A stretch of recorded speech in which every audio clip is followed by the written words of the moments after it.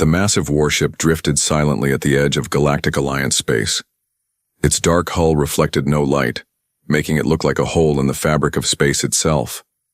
For 30 years, the vessel had been there, mysterious and untouched, earning the nickname Ghost Ship among spacers who traveled this remote sector.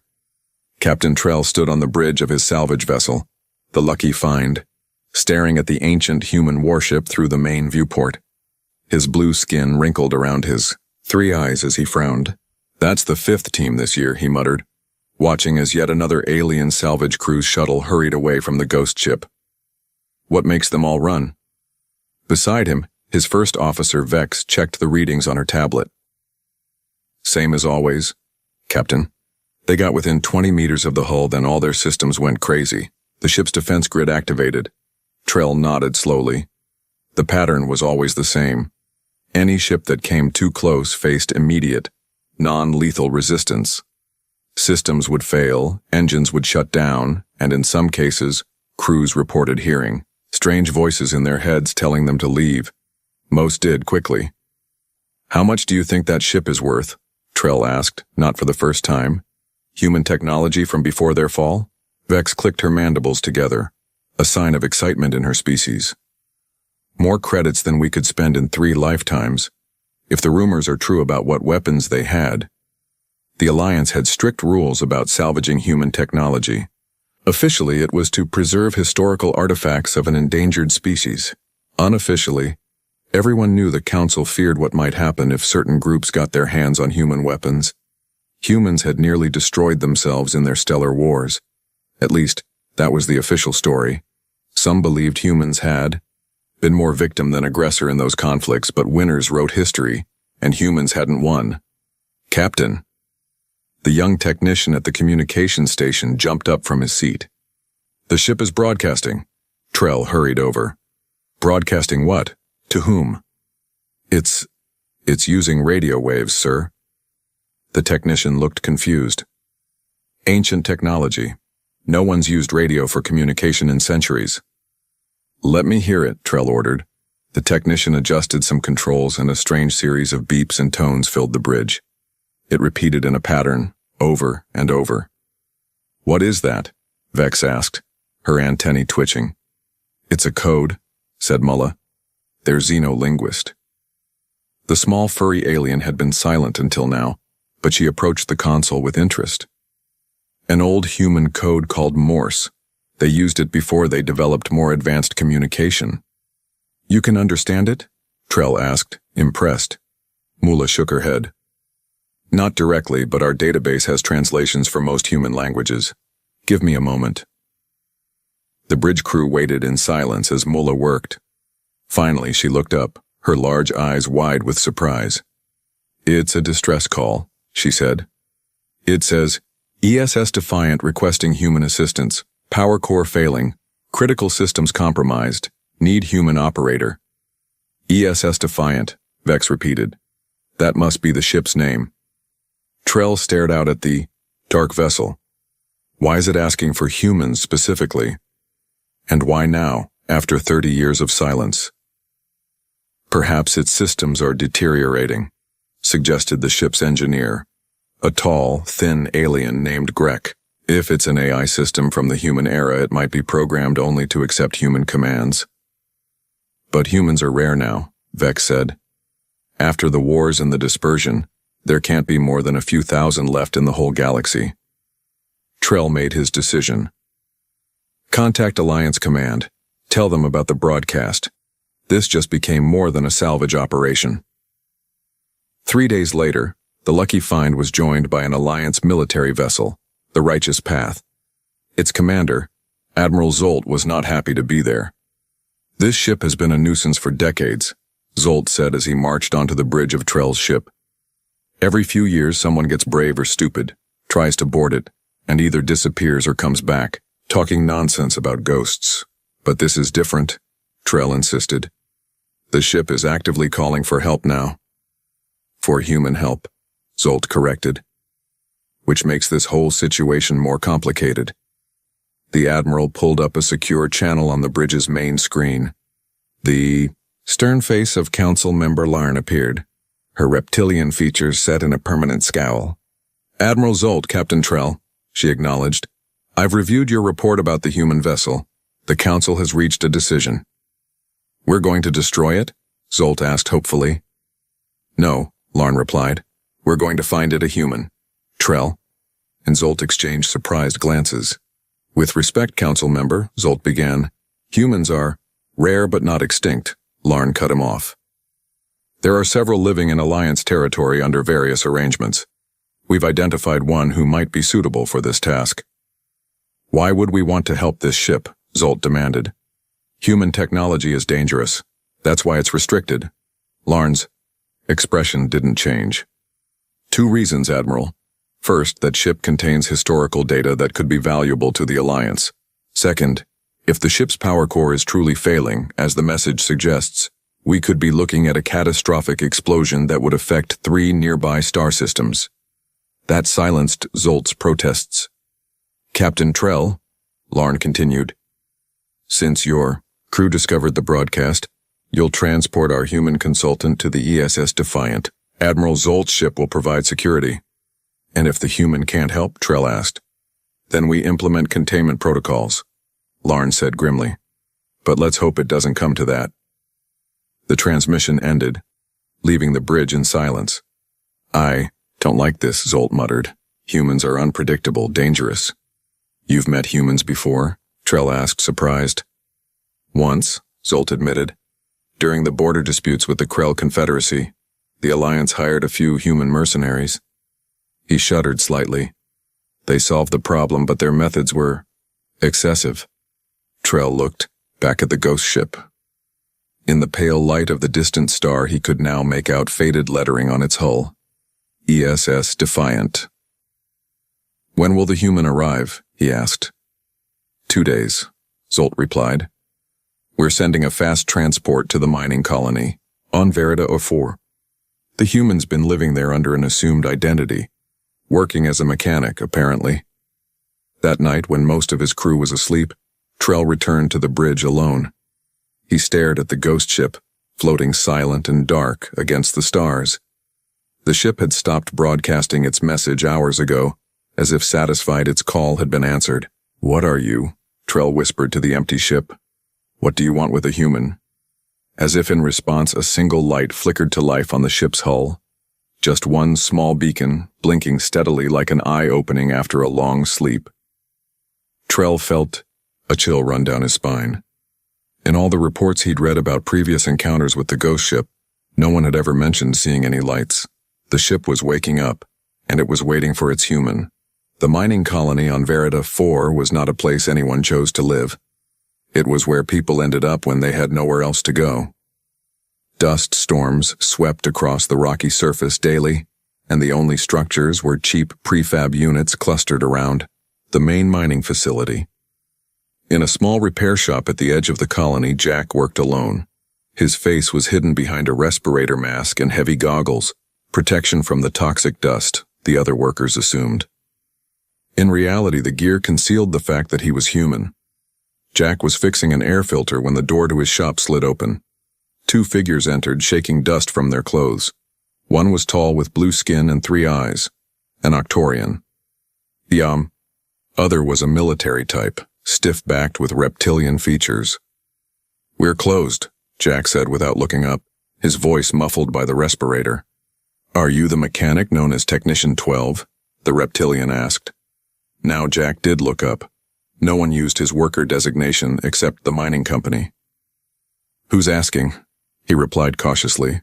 The blue-skinned alien stepped forward. "I'm Captain Trell of the salvage vessel Lucky Find. This is Admiral Zolt of the Alliance fleet. We need to speak with you privately." Jack set down his tools. Only 2 reasons the Alliance would track him down. Either they'd discovered he was human, or someone had connected him to his past. Neither was good. "I'm busy," he said, turning back to the filter. "We know what you are," Zolt said quietly. Jack's hands froze over the machine. He slowly stood up and reached for the hidden blaster under his workbench. "We're not here to cause trouble," Trell added quickly, noticing Jack's movement. "We have a job, one only you can do." "Only I can do?" Jack repeated, his hand still under the bench. Only a human can do, Zolt clarified. For a long moment, nobody moved. Then Jack sighed and removed his hand from beneath the workbench. He reached up and unclasped his respirator and goggles, revealing a face that no alien in the room had seen except in historical records. The flat features, rounded ears, and 2 eyes of a human. How long have you known? Jack asked. The colony's medical scans flagged genetic anomalies, Zolt explained. Your DNA was entered in the system during your last required checkup. Jack cursed under his breath. He should have found a way to avoid that scan. What do you want from me? He asked. Trell activated a small projector, showing a hologram of a large, dark ship. This vessel has been drifting at the edge of Alliance space for 30 years, he explained. No one has been able to board it. The ship rejects all alien life forms. Jack stared at the hologram, his expression unreadable. 3 days ago, it started broadcasting a distress call, Trell continued. It's asking for human assistance. And I'm the closest human you could find, Jack said flatly. You're the only human with mechanical skills in this sector, Zolty corrected. The Council believes you might be able to communicate with the ship. Jack walked closer to the hologram, studying the ship's design. Something about it seemed familiar, though he'd never served on a vessel like this. What's in it for me? He asked. Zolt produced a small data chip. Full Alliance citizenship, protection from anti-human prejudice, a clean identity, and payment. Of course, very generous payment. Jack laughed bitterly. The Alliance hasn't exactly been kind to humans in the past. The stellar wars were centuries ago, Trell said. Times change. Do they? Jack picked up the hologram projector, zooming in on the ship's hull markings. His eyes widened slightly as he read the name. The ESS Defiant. You recognize it? Zolt asked sharply. Jack set the projector down carefully. Every human child knew that name. It was the flagship of Earth's final defense fleet, the last ship to fall in the Battle of Sol. But it didn't fall, Trell pointed out. It's still out there. And its power core is failing, Zolt added. If it explodes, 3 star systems will be affected. Jack was silent for a long moment, staring at the hologram. When do we leave? He finally asked. 6 hours later, Jack stood in the cabin assigned to him aboard the Alliance fast transport. His few possessions were packed in a small bag at his feet. The ship had already left Verita the Refuse orbit and was preparing for its jump to the sector where the Defiant waited. The door chimed, and Captain Trell entered. We'll reach our destination in about 14 hours, he said.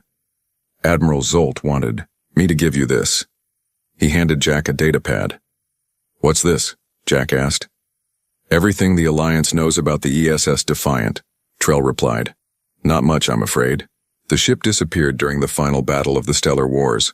Everyone assumed it was destroyed. Jack scrolled through the information. Weapons specifications, crew complement, engine details, all outdated and incomplete.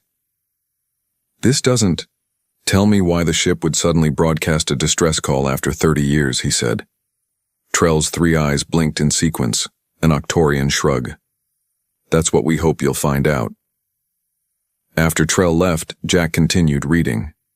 The Defiant had been Earth's most advanced warship, equipped with experimental technology that even the Alliance hadn't been able to replicate. If it had survived the war intact. A light flashed on the wall terminal, indicating they'd entered faster than light travel. Jack sat on the narrow bunk thinking about what lay ahead. The cabin door chimed again.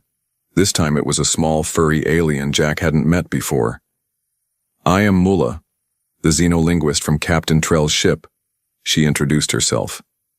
I was the one who translated the Defiant's message. The message asked for human assistance specifically, Jack asked. Mulla nodded, her large eyes blinking slowly. It said the power core was failing and it needed a human operator. That's odd, Jack mused. Most Earth ships from that era had multi-species compatible systems. The Alliance was still Earth's ally then. Perhaps this ship was different, Mulla suggested. It was built near the end of the war, yes? When relations were already strained? Jack looked at her sharply. Few aliens knew that detail about the war's timeline. The official Alliance history claimed human aggression had sparked the conflict suddenly. You know a lot about human history, he observed. Mulla's fur rippled, a sign of discomfort. I study many cultures. It helps in my work. And what does the Alliance really want with this ship? Jack asked directly. To prevent a catastrophe, as they told you, she replied, but her eyes darted away. And the ship's technology, its weapons? The Alliance has no interest in those? Mulla moved toward the door. I should go. We will arrive at the Defiant soon. You should rest. After she left, Jack lay back on the bunk staring at the ceiling. The Alliance's sudden concern for a long-lost human ship seemed convenient. Their story about the power core might be true, but Jack doubted that was their only motivation. He closed his eyes thinking about the legendary Defiant. The ship had been Earth's last hope, carrying technology that might have turned the tide of the war, and now somehow it had survived, hidden for decades until it decided to call for human help. Jack felt a strange mix of fear and anticipation. Whatever awaited him on that ghost ship, he knew one thing for certain. The Alliance wasn't telling him everything, and perhaps, just perhaps, the Defiant might hold secrets that could change everything he thought he knew about the fall of humanity. The ESS Defiant hung in space like a sleeping giant. Up close, Jack could see the battle scars on its hull, deep gashes and burn marks from weapons fired centuries ago. The ship was massive, at least 3 times larger than the Alliance military vessel that now hovered nearby. Jack stood in the transport shuttle's cockpit, staring at the legendary warship through the viewport. Admiral Zolt and Captain Trell flanked him on either side. All previous teams who tried to approach were either repelled or disappeared, Trell explained. The ship's defense systems activate against any non-human life form, but they haven't activated against us yet, Jack noted. Their shuttle had been holding position 50 meters from the Defiant for 10 minutes with no response from the dark ship. It knows a human is aboard, Zolt said, his voice betraying a hint of unease. Somehow it knows. I should go alone, Jack said. Zolt shook his head immediately.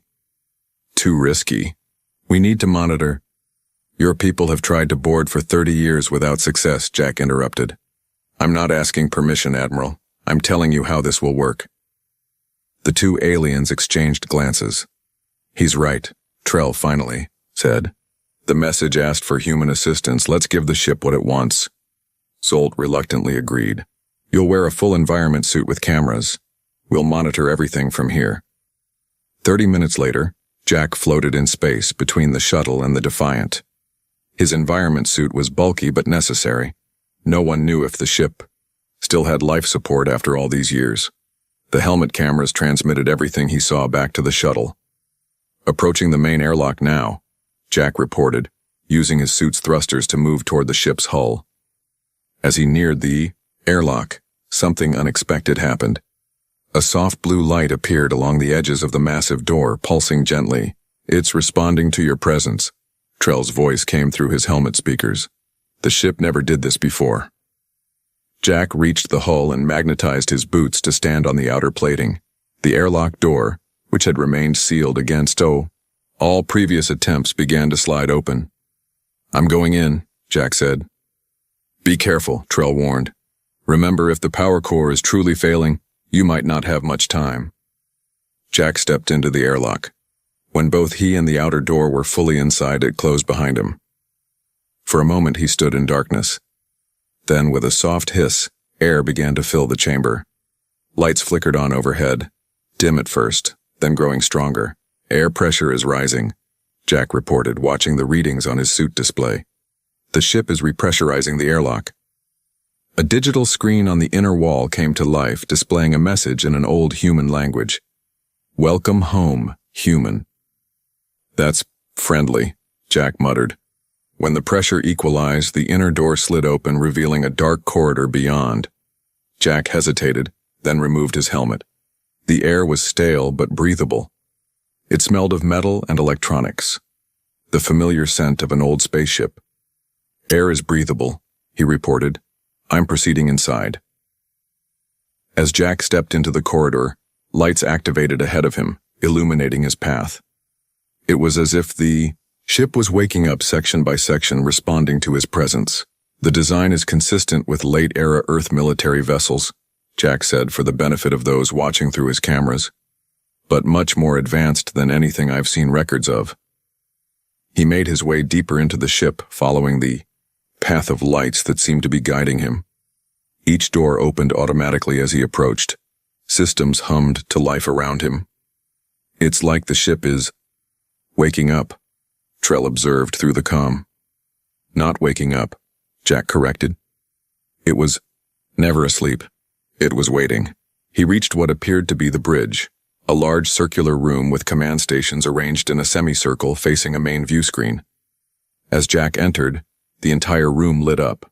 Displays flickered to life, showing ship status, star charts, and system diagnostics.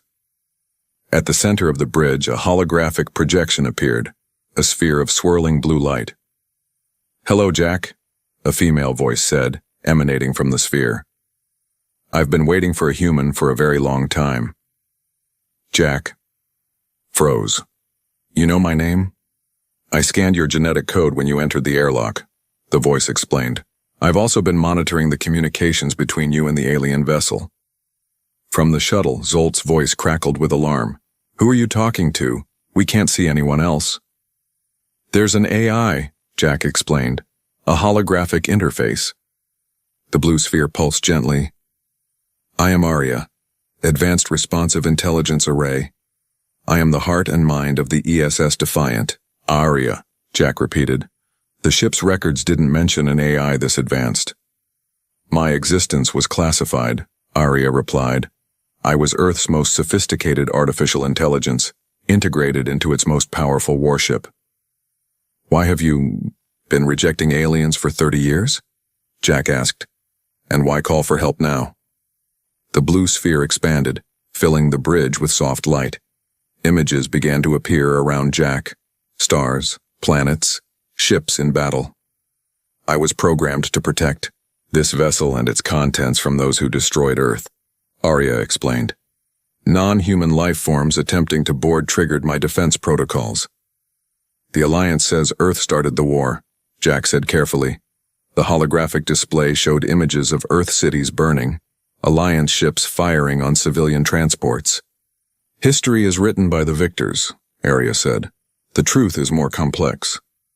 Jack stared at the images, his throat tight. Like most surviving humans, he'd grown up with stories of Earth, but had never seen actual footage from the war. "Why did you call for help now?" he asked again. "My power core is indeed failing," Arya confirmed. "I have been operating on minimal systems for decades to conserve energy, but now I am reaching critical levels. Can it be repaired?" "No, but I can be transferred." "Transferred where?" Jack asked. "This ship contains the last complete database of human scientific and cultural knowledge," Arya explained. "Everything that made humanity unique. Your art, your science, your history, all preserved here. I was programmed to protect it until I could find a human worthy of inheriting it." "And you think that's me?" Jack asked, incredulous. "You are the first human to reach me in 73 years, Arya said.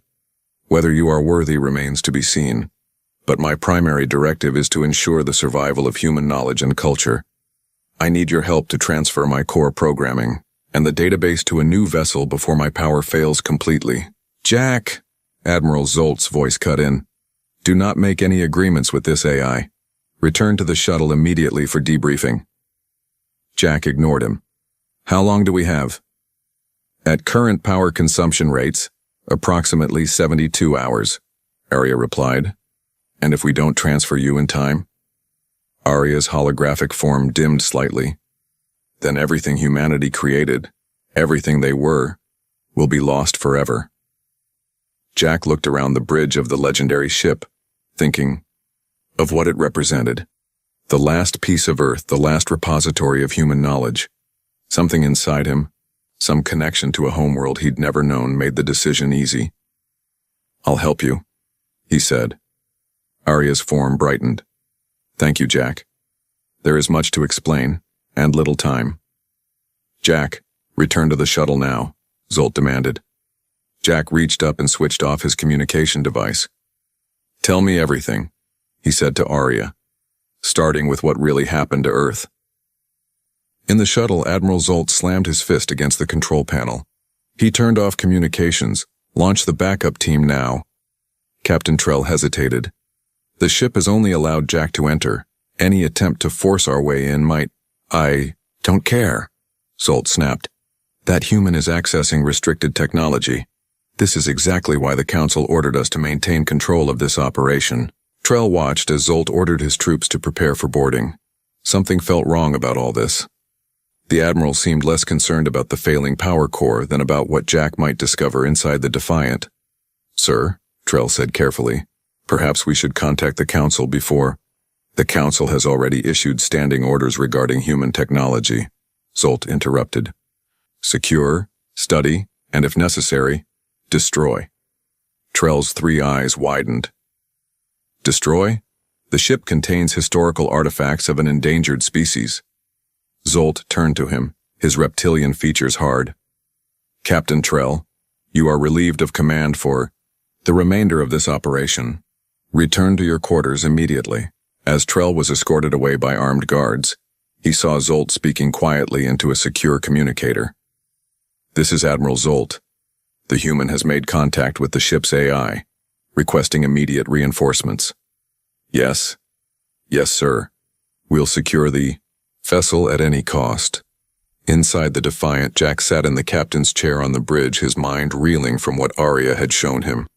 The holographic displays surrounding him showed the true history of the Stellar Wars, a history very different from what the Alliance taught.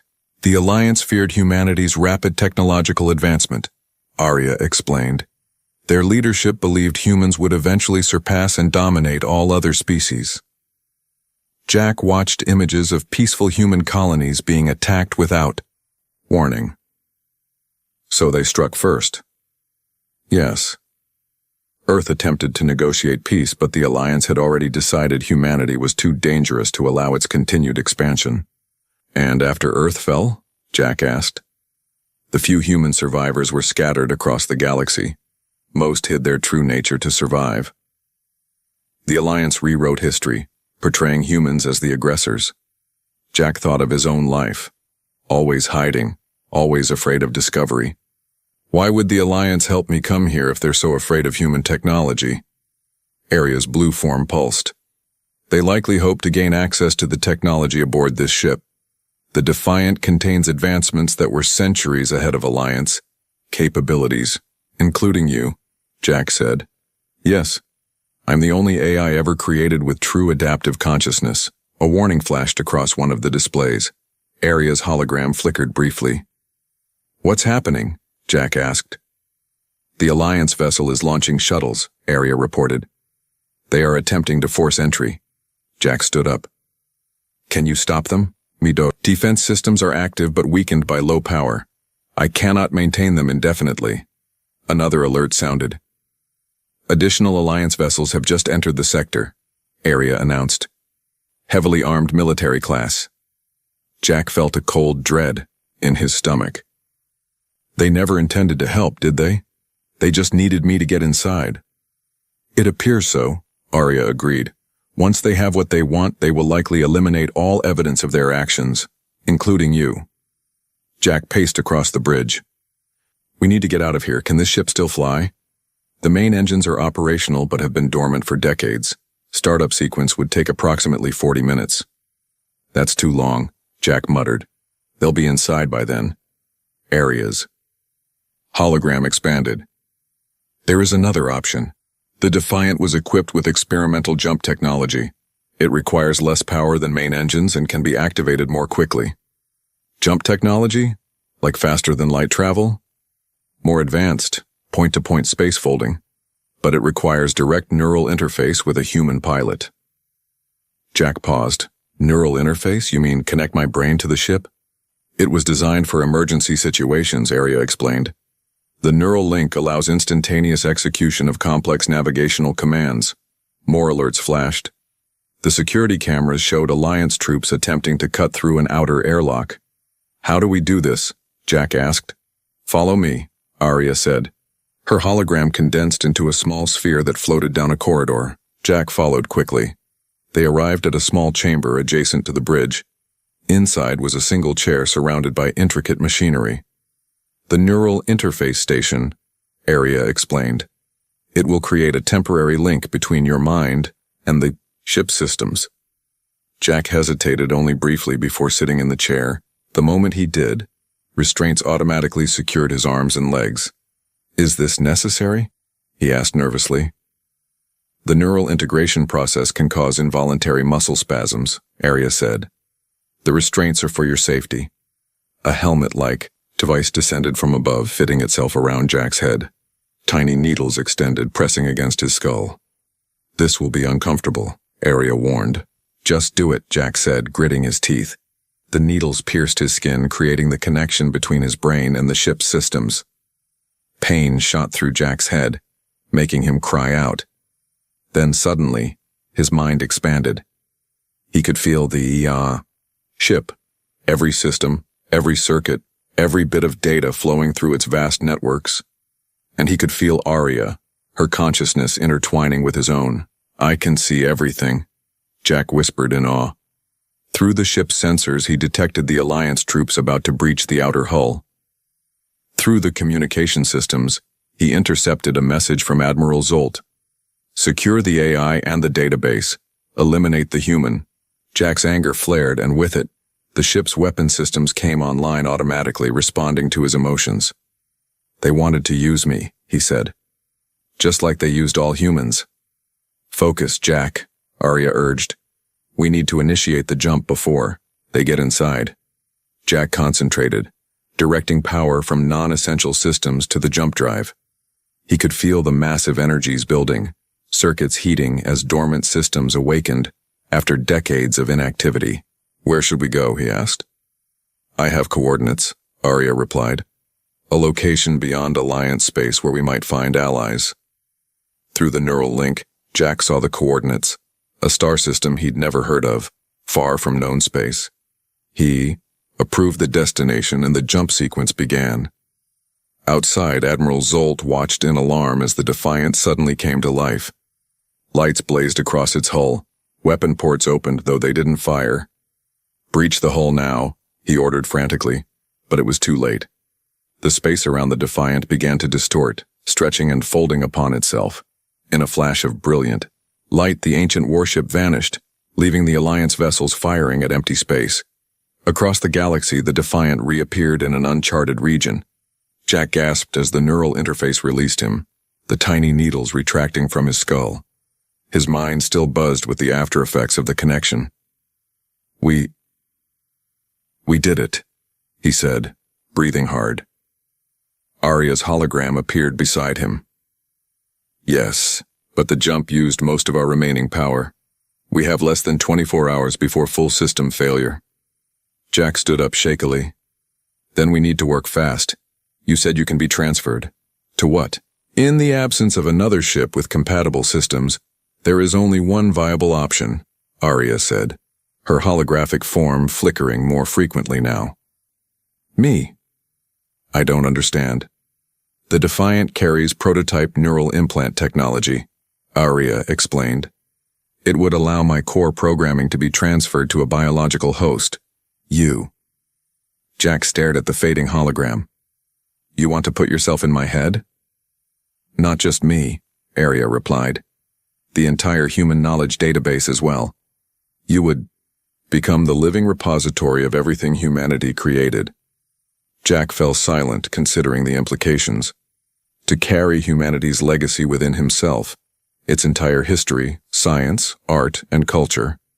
And to share his mind with an artificial intelligence, what happens to you? He asked. To your consciousness? We would share your body, Arya said simply. Two minds, one form.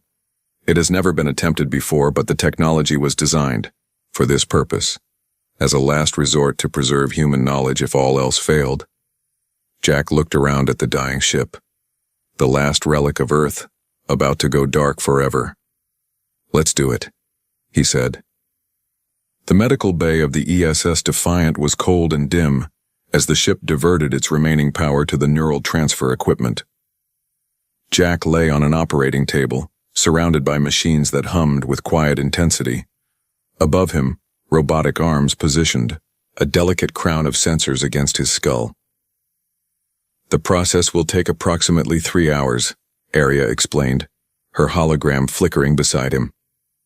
"Once it begins, it cannot be stopped without risking permanent damage to your brain." "Will I still be me?" Jack asked. The question had been haunting him since he agreed to the procedure. "You will remain yourself," Arya assured him, "but you will also be more. You will have access to all of humanity's knowledge, and I will exist alongside your consciousness. We will be separate but connected." Jack took a deep breath. "Like roommates sharing the same apartment." "An apt analogy," Arya agreed, a hint of amusement in her artificial voice. "And the ship? What happens to the Defiant after the transfer?" Arya's hologram dimmed slightly. "Without my systems to maintain it, the ship will shut down permanently, but its purpose will have been fulfilled, preserving humanity's legacy." Jack nodded slowly. "Then let's begin." The neural crown activated, tiny filaments extending to make contact with Jack's scalp. The pain was intense but brief as they created the necessary connections to his brain. Then the transfer started. At first, Jack felt nothing. Then gradually, his mind began to expand. Images, sounds, and sensations flooded his consciousness, memories that weren't his own. Earth's blue oceans and green forests, cities that reached toward the sky. Music from 1,000 different cultures. Scientific discoveries that had changed the course of human history. And alongside it all was Arya, her consciousness flowing into his mind like water filling an empty vessel. Not invasive or controlling, but present and aware. The hours passed in a blur of information and adaptation. Jack's brain, overwhelmed at first, gradually adjusted to its new capacity. The ship's power continued to fade, systems shutting down one by one as every available joule of energy was channeled to complete the transfer. When it was finally done, Jack opened his eyes to near darkness. Only emergency lighting remained active. "Arya," he called aloud, his voice echoing in the quiet medical bay. "I am here," came the reply, not through his ears but directly in his mind. "The transfer is complete." Jack sat up slowly. His body felt the same, but his mind had become vast. He could access information instantly.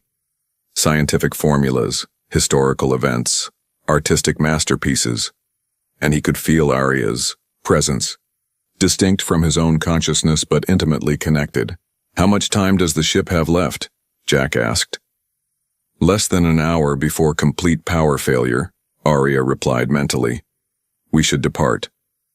Jack made his way to the shuttle bay where a small craft waited, the Defiant's last functioning escape vessel. As he prepared it for launch, he felt a strange sadness. The great warship had survived when all else was lost, preserving the essence of humanity for centuries. Now it would finally rest. "There is something else you should know," Arya said as Jack piloted the shuttle away from the dying ship. "Among the data I transferred to you are coordinates to a place the Alliance never found." "What place?" Jack asked. "A human colony.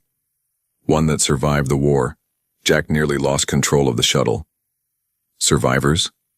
Other than scattered individuals like me?" "Yes. A research outpost in a star system the Alliance considered uninhabitable. The colonists went silent during the war to avoid detection. The Defiant was supposed to bring them supplies and reinforcements, but we never reached them. I don't know if they still survive, but..." "It's worth checking," Jack finished. "How far?" "At this shuttle's maximum speed, approximately 4 weeks." Jack smiled for the first time in days. "Then we'd better get started." 3 weeks later, the shuttle dropped out of faster-than-light travel near the edge of Alliance space. Jack had been careful to avoid detection, taking indirect routes and staying away from established trade lanes. He was checking the navigation systems when alarms suddenly blared. A ship had appeared on sensors, an Alliance military cruiser. "They found us," Jack muttered. "Scan the ship," Arya suggested. Jack accessed the shuttle's sensors through his neural link with Arya. The data showed something unexpected. The cruiser had been damaged. Its engines were operating at reduced capacity, and there were signs of weapons fire along its hull. Before Jack could investigate further, a communication request came through. He hesitated, then accepted it. Captain Trell's face appeared on the screen. The Octorian looked exhausted, one of his 3 eyes bandaged. "Jack," Trell said, relief evident in his voice. "You're alive." "Captain, what happened to you? How did you find me?" "After you escaped with the Defiant, Admiral Zold had me arrested for questioning his orders," Trell explained. "But when he reported back to Alliance Command, not everyone agreed with his methods. There was disagreement within the leadership." "Disagreement? Civil war would be more accurate," Trell said grimly. "Many opposed the centuries of deception about humanity's fate. When records of what really happened began to leak, systems started breaking away from Alliance control." Jack processed this information, feeling Arya doing the same within his shared consciousness. "As for finding you," Trell continued, "we didn't. We were fleeing Alliance forces when we detected your shuttle." "We?" Jack asked. The camera view widened to show more of the bridge. Several aliens of different species worked at various stations, and among them, to Jack's shock, were 3 humans, 2 women, and a man. "You're not the only human hiding." "In plain sight," Trell explained. "After the truth began to spread, some felt safe enough to reveal themselves. They joined our cause. They could be useful allies," Arya observed privately in Jack's mind. "What cause is that exactly?" Jack asked, aloud. "Freedom from the Alliance," one of the humans on Trell's bridge replied. "And justice for Earth." Jack felt a surge of emotion, a connection to his own kind that he'd never experienced before. "I may have something that could help with that," he said carefully. "Knowledge, technology, the true history of what happened." Trell leaned forward. "What do you mean?" "It's complicated," Jack replied. "But if you're truly fighting against the Alliance, I want to help. And I have a destination that might interest you." "We're low on fuel and supplies," Trell admitted. "But we'll follow if we can." Jack sent the coordinates Arya had provided, the location of the lost human colony. "Meet me there if you can," Jack said. "I think it's time humanity made a comeback."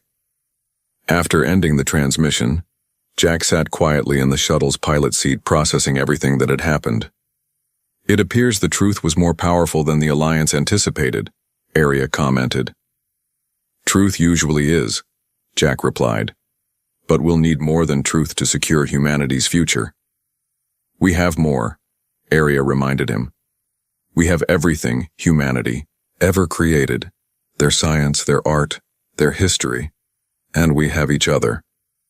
Jack nodded, plotting the final jump that would take them to the coordinates of the lost colony. He didn't know what they would find there, perhaps nothing but ruins and memories, or perhaps the seeds of a new beginning. Either way, as the shuttle disappeared into the vastness of space, Jack knew that humanity's story wasn't over. It was just entering a new chapter. And this time, they wouldn't be fighting alone. Within his mind, Arya's consciousness hummed with agreement. The dangerous starship had found its human, and together, they would change the galaxy. The Grand Hall of the Galactic Confederation buzzed with activity. Hundreds of alien representatives filled the circular chamber, their voices a mix of electronic signals, low rumbles, and high-pitched chirps. Above them, the massive dome showed the stars of the galaxy, a constant reminder of what brought them together. In the center stood Jack, the last human ambassador to the Confederation. His simple blue uniform looked plain next to the colorful robes and biotech suits of the alien representatives. Jack kept his face calm, but his hands were tight fists at his sides.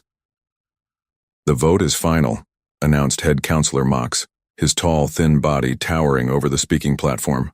His 6 eyes blinked in sequence, a sign of satisfaction among his kind. "By majority decision, humans are hereby restricted from all Confederation military and political affairs." A wave of approval moved through the hall. Some representatives clicked their appendages together in their version of applause. Others flashed colors across their skin to show agreement. "If I may speak one last time," Jack said, his voice strong despite knowing his words would change nothing. Mox looked down at him with those cold eyes.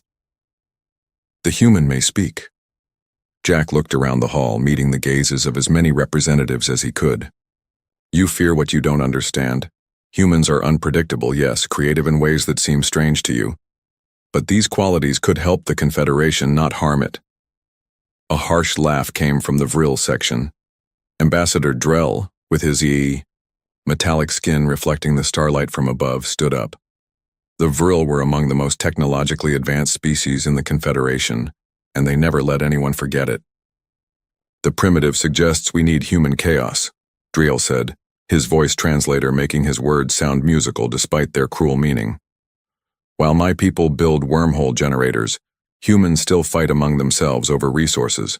While we extend lifespans to 500 years, humans die after less than 1 century. What could we possibly learn from such creatures?" More laughter filled the hall. Jack felt his face grow hot but kept his voice steady. "History shows that comfort leads to complacency. The Confederation has known peace for so long that it has forgotten how to face unexpected challenges." "Peace through superior technology and civilization," Drell replied. "Something humans clearly lack." Mox raised a long finger for silence. "The decision is made. Earth will be quarantined. Limited trade will continue, but human vessels are restricted to designated routes. No human military presence will be tolerated beyond your solar system. This session is concluded." Jack watched as the representatives filed out. Only a few gave him sympathetic glances. Most ignored him completely. The humans were now officially outcasts in the galactic community. 3 months later, Captain Tom guided his merchant ship, Horizon, through the busy space lanes near Jupiter Station. His vessel was small compared to the massive alien transports that moved like slow whales through space, but Tom preferred it that way. Smaller meant faster. Smaller meant less noticeable. "Customs transmission incoming," said his first mate, Pat. "Vril patrol vessel requests our cargo manifest." Tom nodded. "Send them the official one." Pat smiled slightly. "Not the real one?" "Not unless you want us both in a Confederation detention center."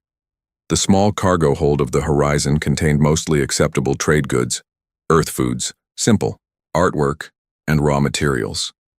But hidden beneath false panels lay the items humans weren't supposed to share: advanced military analysis programs, weapon designs that used primitive principles the aliens had abandoned centuries ago, and historical records of human warfare. Items that many in the galaxy would pay well for despite the ban. "Manifest accepted," Pat reported. "We're clear for the jump point." As they accelerated away from Jupiter, Tom thought about the message waiting in his secure communications. Contact on Rigel 3 wanted more than just the usual smuggled goods. They wanted human military advisors, actual retired soldiers willing to travel off-world illegally. The request was dangerous, but the payment offered was the highest Tom had ever seen. "Something on your mind, Captain?" Pat asked. "Just thinking about our next stop," Tom said.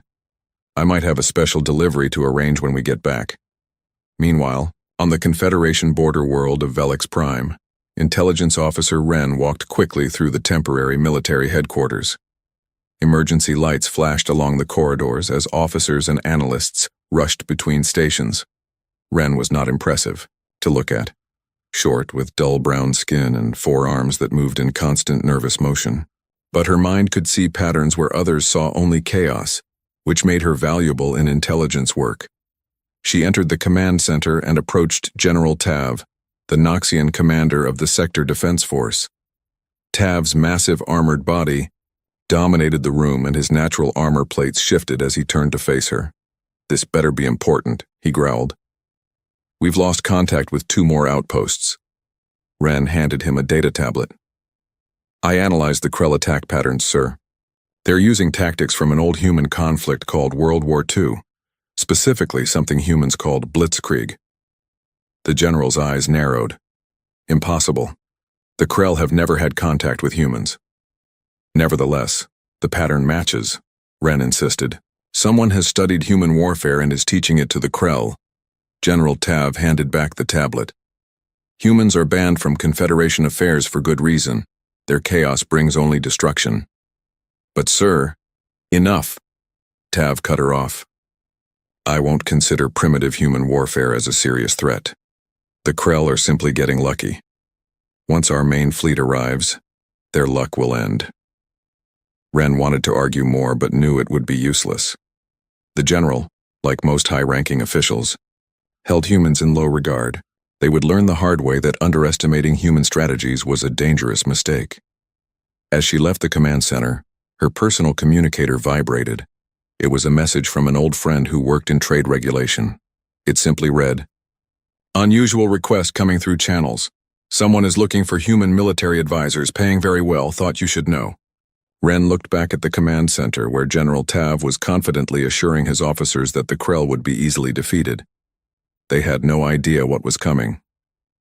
"Maybe," she whispered to herself. "We need some human chaos after all." In their arrogance, the Confederation had mocked and banned humans. Now, as an unknown enemy used human tactics against them, they might soon regret that decision. A storm was coming, and only those who understood human warfare would be prepared for it. The news traveled across the Confederation network faster than any ship could fly. 3 border systems had gone dark in the span of 2 weeks. The Krell Empire, a species known mostly for their isolated mining colonies, had suddenly emerged as a military force that sent shockwaves through the Galactic Confederation. In the central command room on Vril Prime, military leaders gathered around a holographic display showing the advancing Krell forces. Red markers indicated lost outposts and colonies. There were far too many of them. "This is impossible," said Commander Drell, the same Vril who had mocked humans at the Confederation meeting months earlier. His metallic skin had lost some of its shine. "The Krell were nothing more than scattered tribes when our scouts last assessed them." General Lox, the highest-ranking military officer in the sector, waved a long arm through the hologram. "Yet here they are, using advanced formation tactics and striking with perfect timing. Someone has been helping them." "Or they've been studying," said a quiet voice from the back of the room. All eyes turned to Intelligence Officer Ren. She stepped forward, her forearms holding different data tablets. "Permission to share my analysis, General?" General Lox nodded. "At this point, I'll listen to anything." Ren connected one of her tablets to the main display. The hologram changed to show battle footage from the lost colonies. "The Krell are using what humans call flanking maneuvers and feint attacks. These are not tactics the Krell have ever displayed before." "You're suggesting they've been studying human warfare?" Commander Drell's voice carried a note of disbelief. "Not suggesting. Proving." Ren brought up another display showing ancient human battle diagrams next to Krell movement patterns. "The similarities are too exact to be coincidence." The room fell silent as the military leaders studied the evidence. It was Commander Drell who finally spoke, his voice tight with anger. "How would the Krell even get access to human military history? Earth is quarantined." "Not completely," General Lox reminded him. "We still allow limited trade." Captain Tom's ship Horizon drifted silently in the shadow of an asteroid. The lights were dimmed to minimum power, and the crew spoke in whispers despite the vacuum of space that surrounded them. "Patrol ships have passed," reported Pat. "We're clear to proceed to the meeting point." Tom nodded and began powering up the engines. "Any word from our contact?" Message just came through. "They're very eager to meet us." The small merchant vessel moved carefully through the asteroid field until it reached a clearing where another ship waited. This one was clearly not of human design. Its hull curved in impossible ways and seemed to shimmer slightly, as if not fully present in normal space. "Open a channel," Tom ordered. The main screen lit up to show an alien face. The creature had smooth gray skin with no visible nose and large black eyes that never seemed to blink. "Captain," the alien said, "you have brought what we discussed?" Tom nodded. "Information only, as agreed." "Show me." Tom nodded to Pat, who transmitted a small data packet. On screen, they watched the alien review what they had sent. Historical records of human guerrilla warfare tactics, urban combat simulations, and analysis of asymmetric conflicts where smaller forces had defeated larger ones. The alien's eyes widened slightly. "Fascinating. Your species truly understands the art of the unexpected." "That's one way to put it," Tom said carefully. "Now about our payment." The alien's attention snapped back to the screen. "Yes, of course. Transferring now. But I must ask, are there more records like these?" Tom hesitated. "Depends on who's asking and why they want to know. Let's just say that some in the Confederation are beginning to see the value in human perspectives, especially now. Now that the Krell are using our own tactics against you, you mean?" Tom couldn't keep the bitterness from his voice. The alien tilted its head.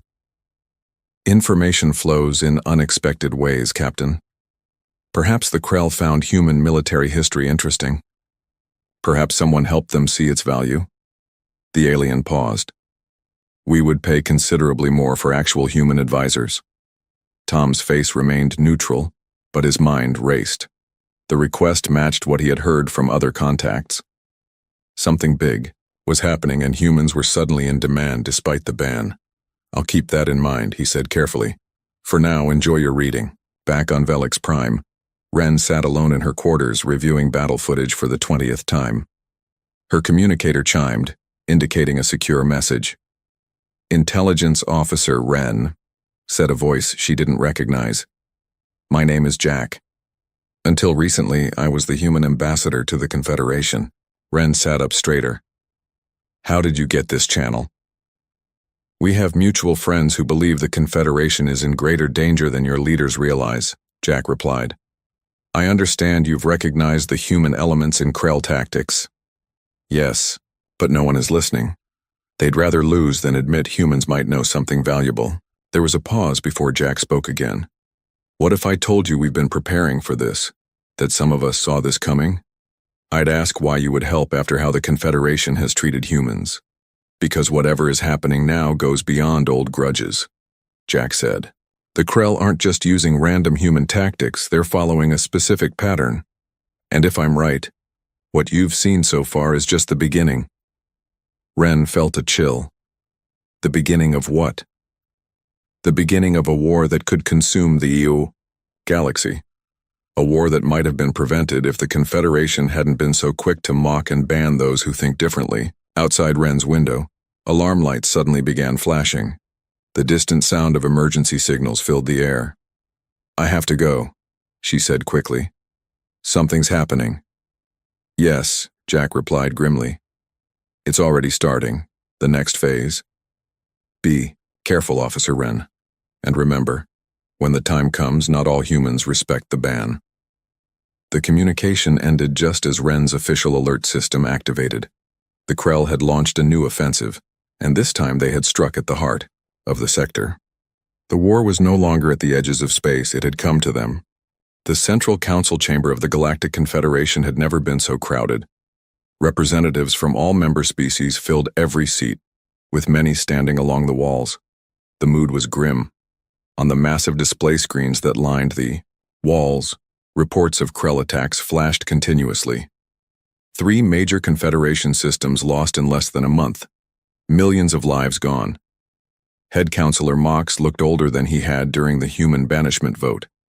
His tall frame seemed to sag under an invisible weight as he called the emergency session to order.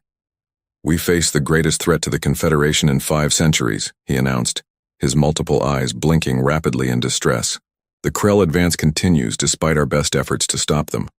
Ambassador Drell of the Vril rose from his seat.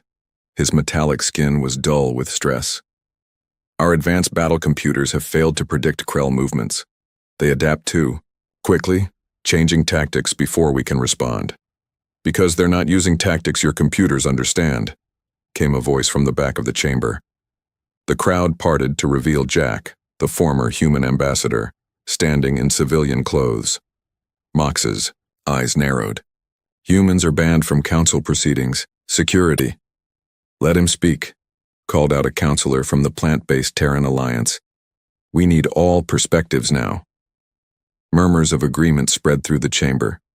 Fear had made many more open to unconventional ideas. Mox hesitated, then nodded reluctantly. Jack stepped forward. The Krell are using human military tactics because they're effective against enemies who rely too heavily on technology and predictable patterns. Your ban on humans has left you blind to an entire way of thinking. So you claim, Drell said coldly. Yet I notice Earth has not been attacked. Convenient. Jack met his gaze steadily. The Krell aren't interested in Earth. We have little that would be valuable to them. But we do have something the Confederation needs now. People who understand how to fight this kind of war. On the outskirts of Confederation space, Captain Tom's ship Horizon docked with a massive refugee transport. The huge vessel was crammed with civilians evacuated from worlds in the Krell attack path. Tom made his way through crowded corridors until he reached a small private room. Inside waited a stern-faced woman with short gray hair and the straight posture of someone who had spent decades in military service. General Kate, Tom said with a nod. Thank you for coming. Kate looked at him with sharp eyes. I'm retired, Captain. Have been for 15 years, and I'm violating about a dozen Confederation restrictions by being here. Yet here you are. She gave a short laugh. Yes, here I am. She moved to a small table where maps and tactical displays were spread out. I've reviewed the Krell attack patterns. They're using a mix of historical human tactics, German blitzkrieg combined with Mongol mobility patterns and some guerrilla warfare elements. Can they be stopped? Tom asked. Kate's fingers traced lines across the star maps. Any strategy can be countered if you understand it. The problem is that the Confederation military doesn't think like humans. They're too dependent on their algorithms and predictive models. She looked up at Tom. That's why you brought me here, isn't it, to teach them how to think unpredictably? Actually, Tom said, I was hoping for more than just lessons. Intelligence Officer Wren hurried through the crowded evacuation center on Velix Prime. Around her, thousands of refugees from the latest Krell attack huddled in makeshift shelters. Medical teams moved among them, treating the injured. She found her contact in a quiet corner. A tall, slender alien female named Lyra from a species known for their diplomatic skills. Thank you for meeting me, Wren said quietly. The situation is worse than the official reports show. Lyra nodded. The Council is finally beginning to understand the danger. There was a motion today to temporarily suspend the human ban. Did it pass? No. Ambassador Drell and his allies blocked it, but support is growing. Lyra looked around to ensure no one was listening. There's something else. Former Ambassador Jack is working outside official channels. He's gathering humans with military expertise. Wren's forearms moved in an excited pattern. The captain I told you about, the one smuggling human military information, he might be connected to this. Possibly, Lyra agreed. But we need more than smuggled information now. We need a deafening alarm cut through their conversation. The evacuation center's lights switched to emergency red. Around them, people began to panic. What's happening? Lyra asked. Wren checked her official communicator and felt her blood go cold. Impossible, she whispered. The Krell ships have jumped into this system. They're attacking the planet directly. But this is a core world. The defensive fleet should have been drawn away, Wren finished grimly. They sent distress calls from 3 different sectors. Our fleet split up to respond. Now we're exposed. They rushed outside in time to see distant flashes in the night sky. The orbital defense stations falling one by one. On the horizon, the first Krell landing ships were already burning through the atmosphere. It's a decapitation strike, Ren realized. They're targeting our command structure. Hours later, as the battle for Velix Prime raged, General Kate stood in the secure communication room of the horizon, watching the reports come in. Captain Tom and his crew looked on in grim silence. "This is why we need you," Tom said quietly. "The Confederation forces don't understand what they're facing." Kate studied the battle displays. "The Krell are using classic human tactics. Feint, divide, then hammer the weakest point. Whoever trained them knew exactly how to exploit Confederation military thinking." "Can you help?" Tom asked. Kate turned to face him. "Officially, I'm banned from providing military assistance to the Confederation. Officially, all humans are." "And unofficially?" A small smile crossed Kate's weathered face. "Unofficially, Captain. I think it's time the Confederation learned what humans can really do." She turned to the communication system. "Get me in touch with your contacts. We need to assemble a team, the best military minds Earth has to offer. And we need a way to get their advice to someone in the Confederation who will actually listen." "Might know someone," Tom said, thinking of his recent conversations with Officer Wren. "Someone who understands we're facing human tactics." As they began to plan, reports arrived of a massive Krell attack on a major civilian habitat station. The death toll was catastrophic. Millions gone in a matter of hours. The Confederation's worst military defeat in centuries. The galaxy was changing. The powers that had mocked and banned humans were now facing an enemy using human tactics against them. And their only hope might be the very species they had pushed aside. The emergency session of the Galactic Confederation Council stretched into its third day. The Grand Chamber, once a place of orderly debate, now resembled a war room. Sleep-deprived representatives argued loudly, while tactical displays showed the unstoppable advance of Krell forces. Head Counselor Mox raised all 6 of his arms for silence. "We have received confirmation," he announced, his voice heavy, "that the civilian habitat at Omega Station has been completely destroyed. The death toll stands at 3,200,000 souls." A horrified silence fell across the chamber. "This was not a military target," Mox continued. "This was an atrocity meant to break our will." His multiple eyes swept across the gathered representatives. "We face extinction if we cannot adapt to this threat." Ambassador Drell rose from his seat, his metallic skin dull with fatigue. "I move that we temporarily suspend the ban on human military consultation." The words seemed to cost him great effort. "The evidence suggests that understanding human tactics may be our only hope of countering the Krell strategy." Murmurs of shock spread through the chamber. That Drell, who had led the effort to ban humans, would now suggest their return was unprecedented. "Do you understand what you're proposing?" asked a representative of the Noxian Collective. "Bringing chaos makers into our ordered military?" Drell's jaw tightened. "I understand that 3 million civilians are dead because we failed to understand how our enemy thinks. Pride has no place in survival." The vote was called. The result was clear. By overwhelming majority, the Confederation would temporarily allow human military advisors to assist in the war effort. The ban, though not completely lifted, was suspended for the duration of the crisis. On the bridge of the horizon, Captain Tom received the news with a grim smile.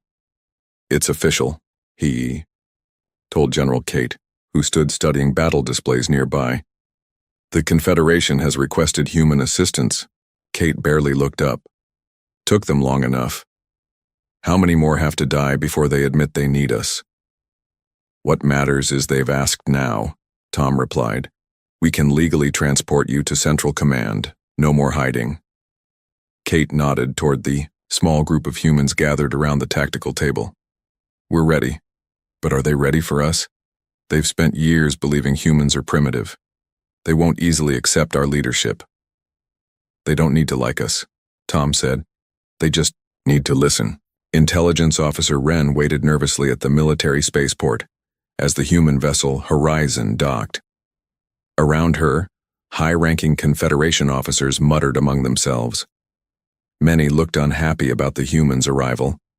General Tav, the massive Noxian commander who had dismissed Ren's warnings about human tactics, now stood at the front of the welcoming party. His armored body seemed tense, his pride visibly wounded. The airlock opened and 5 humans emerged. 4 men and 1 woman, all wearing simple Earth military uniforms without rank insignia. The woman stepped forward, older than the others, with short gray hair and a face that suggested she was not intimidated by the alien officers towering over her. General Kate, she introduced herself. Former Earth Defense Command. General Tav gave a stiff nod. I am authorized to grant you advisory status. You will report directly to me and I will determine which of your suggestions have merit. Kate's expression didn't change. With respect, General, we don't have time for that arrangement. The Krell are using human tactics, which means they think like us. To counter them, your forces need to implement our strategies directly. Unacceptable, Tav growled. No alien force has ever commanded Confederation troops. We're not asking to command, Kate replied calmly, but we need the authority to bypass normal channels when necessary. The Krell adapt too quickly for traditional approval processes. As the 2 leaders squared off, Ren stepped forward. General Tav, may I remind you that the Council voted for full cooperation with the human advisors. Tav looked like he wanted to argue further, but instead gave a reluctant nod. Very well. You have provisional authority to direct tactical responses, but be warned, if you fail, the ban will return stronger than before. Kate smiled slightly.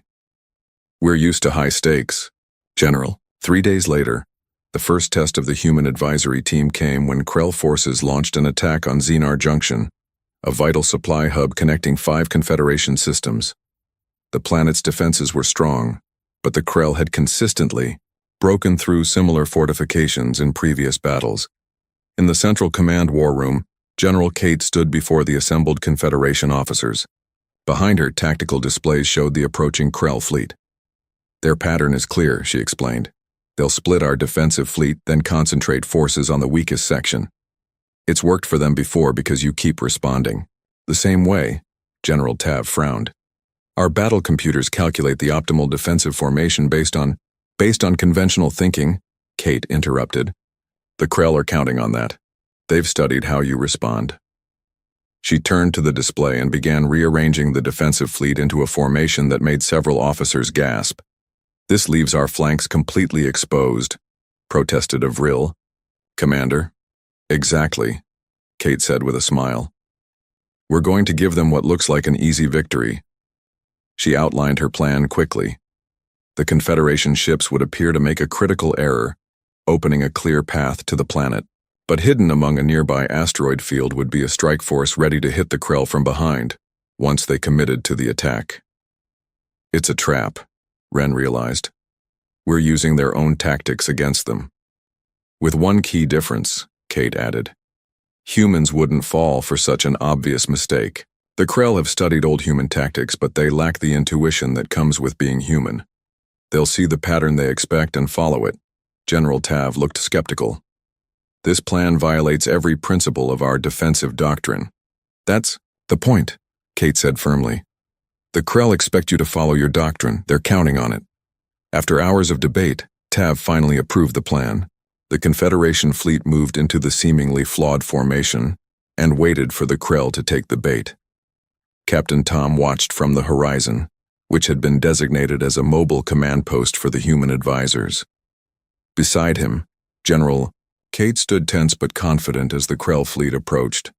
They're scanning our formation, reported a Confederation officer over the comm. They've detected the gap in our defenses. Now we see if they take the bait.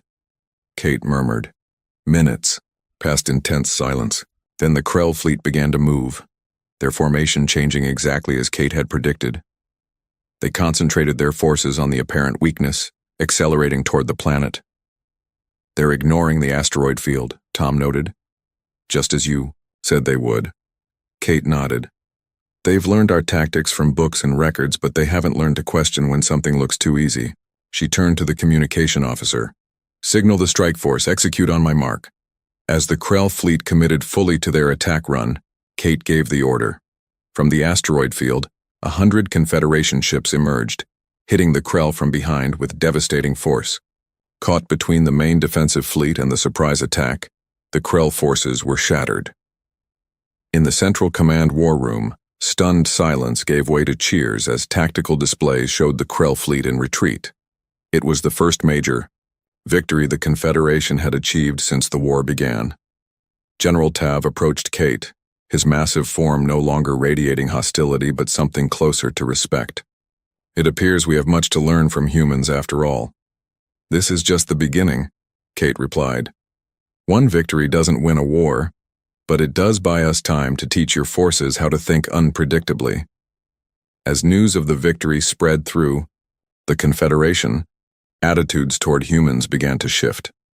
The species that had been mocked and banned was now seen in a new light.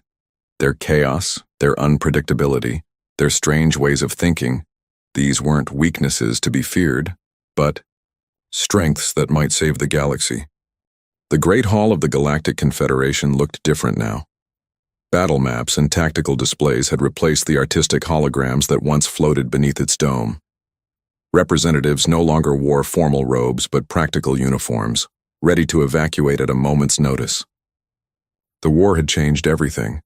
At the center of the hall stood a mixed group of humans and aliens, the Joint Strategic Command that had formed after the victory at Sinar Junction.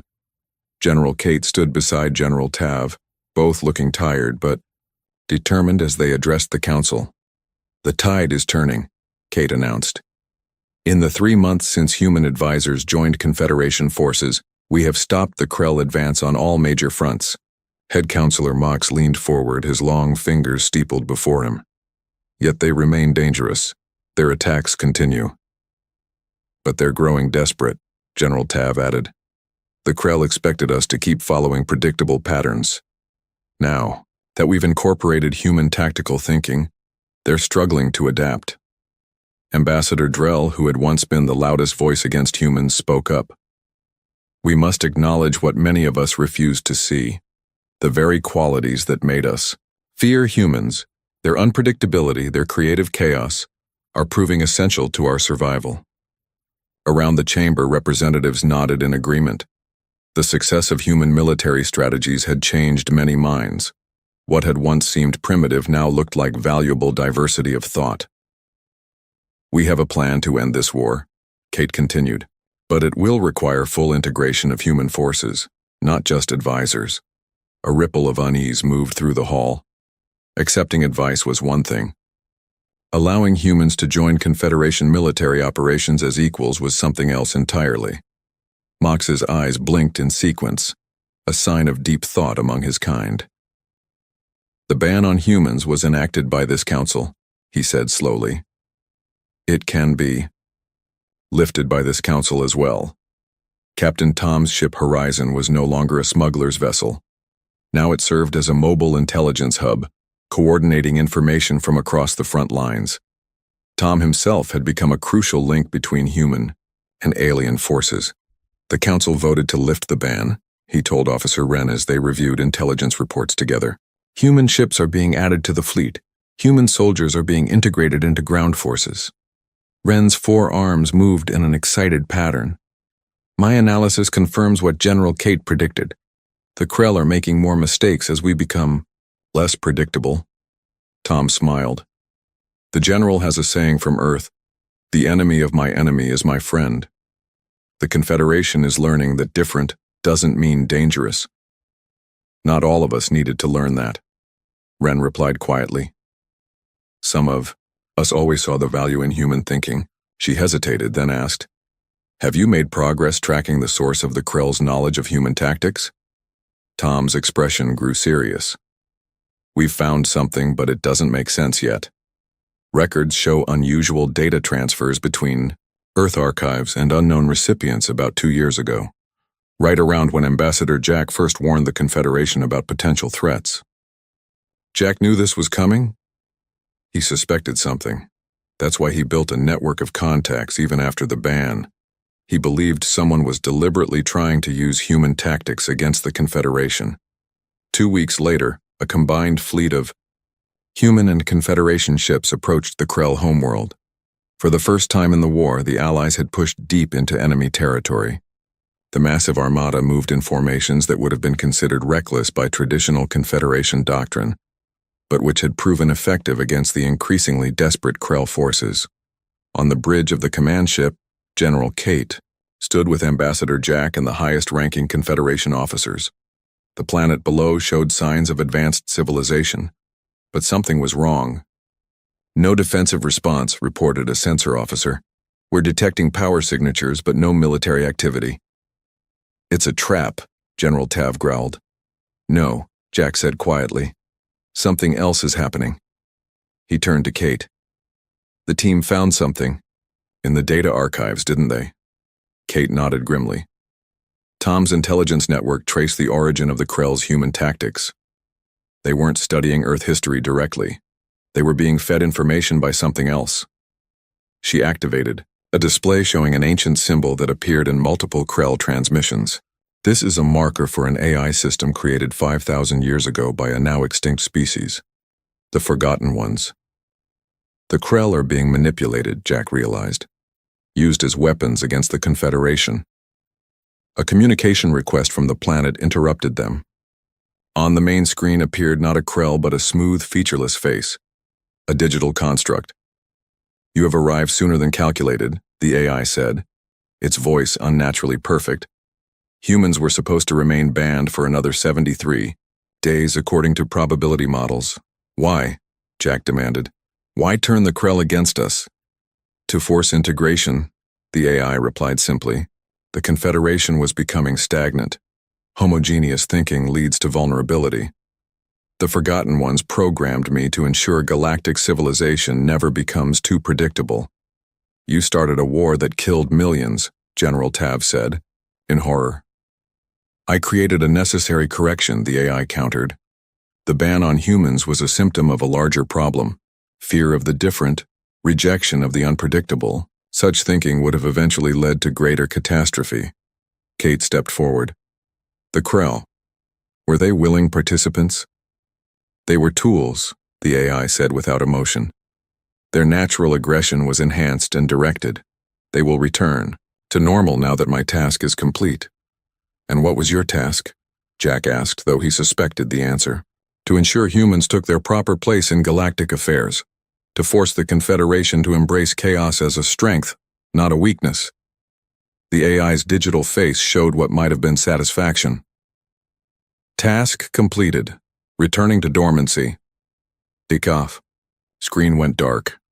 Around the bridge, humans and aliens alike stood in stunned silence as they processed what they had learned.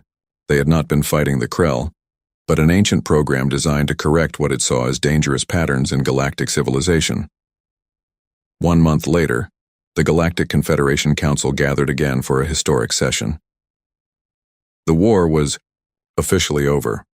The Krell, freed from the AI's influence, had agreed to peace terms. Reconstruction had begun across damaged systems. Head Counselor Mox's voice echoed through the chamber as he addressed the largest gathering in Council history. "Today, we formally welcome humanity as full members of the Galactic Confederation, with all rights and responsibilities that entails." Jack, reinstated as Earth's official ambassador, accepted the formal agreement amid thunderous approval from the gathered representatives. Even Ambassador Drell joined the celebration. "We once feared what made humans different," Mox continued. "We saw unpredictability as a threat, creativity as chaos. We now understand these qualities strengthen us all. Diversity of thought is not a weakness, but our greatest defense against stagnation." Later, at a quieter gathering, Captain Tom raised a glass with General Kate, Ambassador Jack, and Officer Wren. "To learning from mistakes," he offered as a toast. "And to making new ones," Kate added with a smile. "That's how we grow." Wren, who had been promoted for her role in recognizing the human patterns, looked thoughtful. "The AI manipulated us all, but it was right about one thing. We had become too predictable, too afraid of what was different." Jack nodded. Sometimes, it takes a crisis to see truth.